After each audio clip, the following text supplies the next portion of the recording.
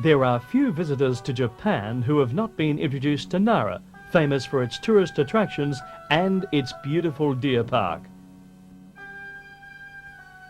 Adjacent to the city of Nara at the foot of Mount Ikoma lies the city of Ikoma.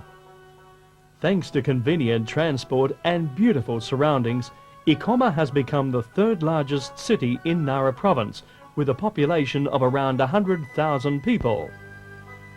Situated at mid-slope of Mount Ikoma is a famous Buddhist temple called Hozanji, the Temple of the Mountain Jewel.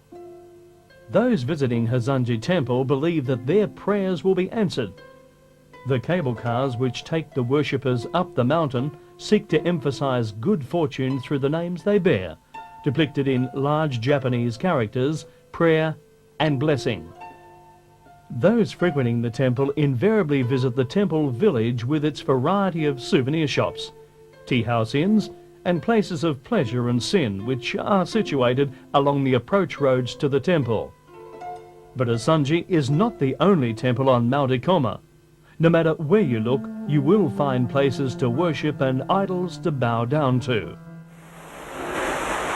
How pathetic are the heathen. They make gods that cannot help them at all. These gods have eyes and they cannot see. They have ears and they cannot hear. They have mouths but they cannot speak. They have noses but they cannot smell. They have hands but they cannot handle. They have feet but they cannot walk. And through their throat comes no voice to help them.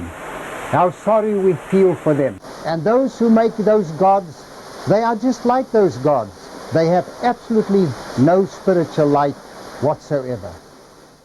But perhaps the most heart-rendering is the waterfall of penance. The worshippers stand under the cold waterfall, pleading for forgiveness and wailing his or her petition before a hunk of stone, which can never respond. The longer that they can endure the cold, the more merit they gain. The utter darkness of Ikoma mountain begs description. But in the midst of all this darkness, situated in the midst of all these temples and heathen deities, a light is shining. The Lord gave Japan Mission a precious piece of property halfway up Ikoma mountain, very near to the Temple of the Mountain Jewel.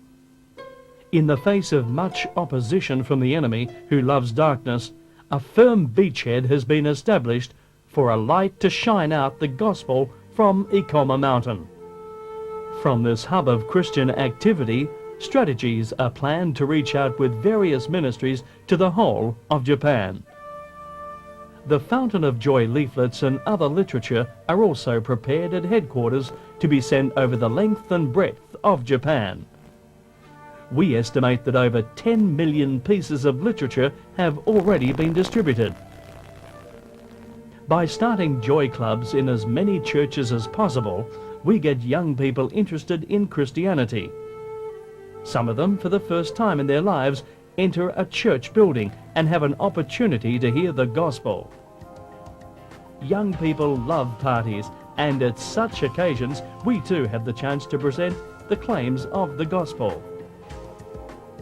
David Verwey is also burdened with international chapels as an effective way of reaching people.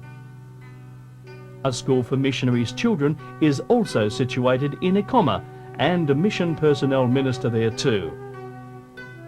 Such a ministry frees missionaries from their task of educating their children and enables them to spend more time in their evangelistic outreach.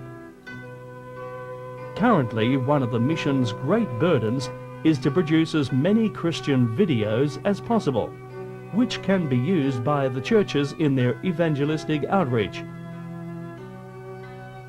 A light which reaches out over the length and breadth of the needy land of Japan is indeed shining out in the midst of the darkness of Ikoma mountain. Pray that every outreach of the Japan Mission may be done in the power of the Holy Spirit, and that precious souls will be saved through each aspect of their ministry.